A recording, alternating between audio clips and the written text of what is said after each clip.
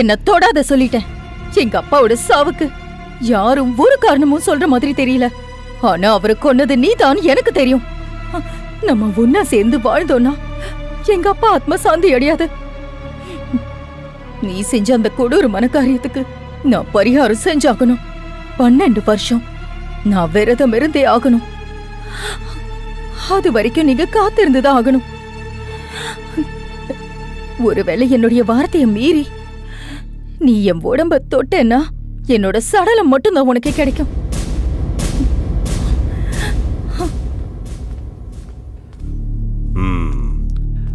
அவ உடம்பு மட்டும்தான் தேவைன்னா இந்த நிமிஷமே அதை நான் சொந்தமாக்கிருப்பேன். எவனாலையும் தடுக்க முடியாது. ஆனா எனக்கு அவ மனசும் வேணும். அதுக்காக நான் எத்தனை நாள் வேணாலும் காத்திருக்க தயாரா இருக்கேன்.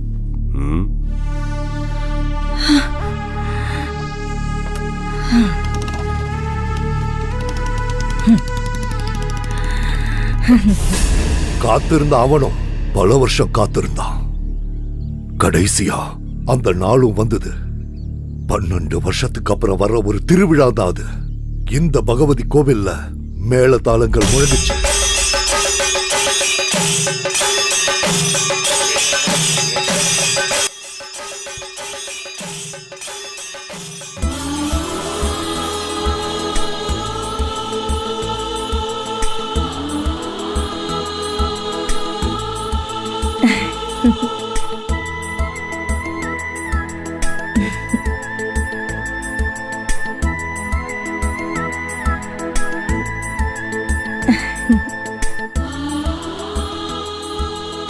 உனக்காக தான் காத்துக்கிட்டு இருக்கேன்.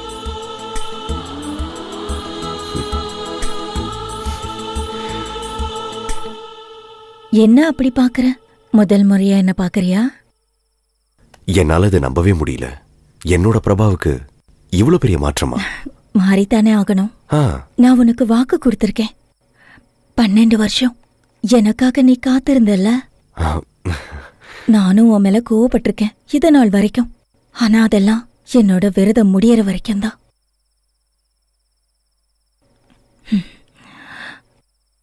ஆனா அன்பை காட்டாம இருக்க முடியுமா?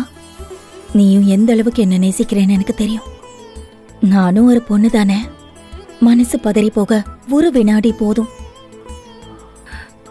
இப்ப நான் சுதந்திரமாயிட்டேன். ஆசை தீர என்ன நேசிக்கலாம். இன்னைக்கு நான் உங்களோட பொண்டாட்டியா வந்திருக்கேன்.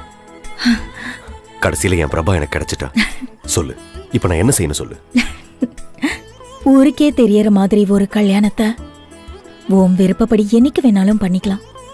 என்னைக்கு ராத்திரி முடிஞ்சிருச்சுன்னா நான் சொன்ன அந்த டைம் முடிஞ்சிரும்.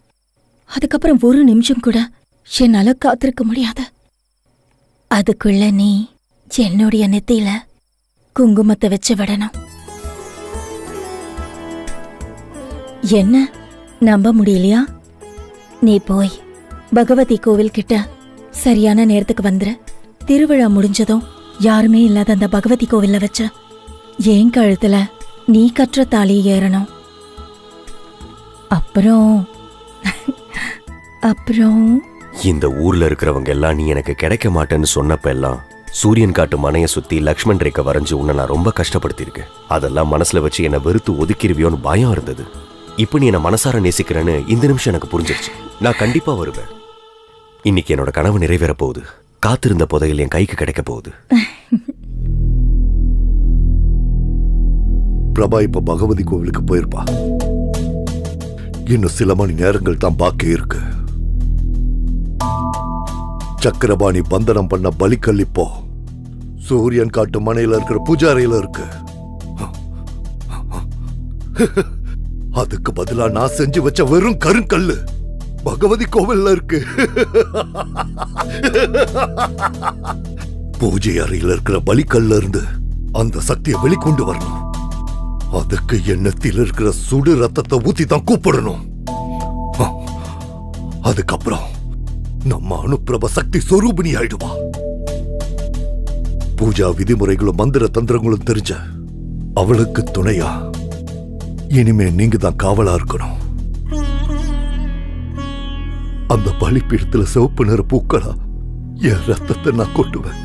நல்ல செய்தி சொல்ல காவலா இருப்பேன்னு ஏன் பொண்ணுகிட்ட சொல்லி அனுப்பி வச்சுட்டு அவன் மனசு பதட்டப்படாம இருக்கதான் அப்படி சொன்ன. திரும்பி வரும்போது அவ வேற மாதிரி இருப்பா. தம்பி, நீங்க இல்ல ரத்தத்தை சிந்த வேண்டியது, நான் தான். அண்ணி, மந்திரமோ தந்திரமோ பூஜா முறைகளும் தெரியாது. நான் அவளுக்கு கவலா இருக்க முடியாது. நீங்க மட்டும்தான் அவளுக்கு கவலா இருக்க முடியும். சொந்த வாழ்க்கையை தியாகம் செஞ்சுட்டு அவளுக்குள்ள சக்தியை கொண்டு வந்த நீங்க தான் எந்த காலத்திலையும் அவளுக்கு காவலா இருக்க முடியும். பலி களத்தை தயார் பண்ணிவே. ரத்த குருதி நடக்கட்டும்.